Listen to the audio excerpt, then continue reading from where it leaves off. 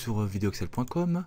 Dans cette vidéo, nous allons créer un graphique en mettant en évidence les 5 meilleurs chiffres d'affaires, le top 5 donc, en utilisant un filtre.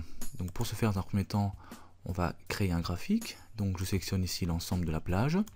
Je me dirige vers l'onglet Insertion, puis Graphique, et finalement colonne, histogramme 2D par exemple. Je sélectionne ici en cliquant donc la légende pour la supprimer, touche Supr de mon clavier. Je clique ici sur la partie blanche pour pouvoir cliquer, glisser et me déplacer. Voilà. Ensuite, je me place à l'intérieur du tableau ici et je me dirige vers l'onglet Données, puis Filtrer. Ici, deux flèches sont apparues.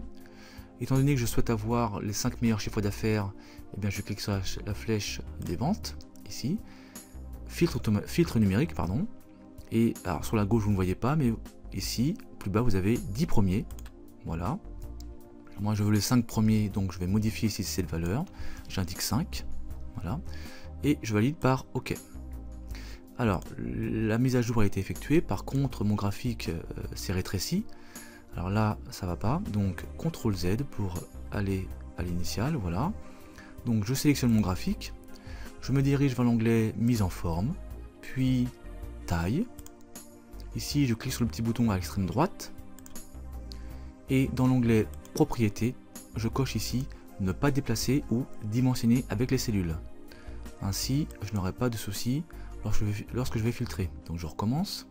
Ici, je filtre, donc la flèche, filtre numérique, je choisis 10 premiers, ici je choisis 5, parce que c'est ce que je souhaite, je valide par OK, et mon graphique n'a pas changé de taille au niveau global, donc je clique, je peux glisser, voilà, bien. Maintenant, ce que je veux exactement, c'est donc modifier en fait les couleurs de mon histogramme ici, donc clic droit sur une barre, puis, excusez-moi, ajouter l'étiquette de données, on peut faire ça éventuellement, mais moi je trouve que ça charge trop notre graphique, donc CTRL Z, voilà. Clic droit donc sur une barre, ensuite mettre en forme une série de données. Ici au niveau du remplissage, on va mettre un peu de couleur. Au lieu de laisser automatique, on va indiquer varier les couleurs par point. Ainsi, on aura différentes couleurs pour chaque barre, comme ceci. Voilà.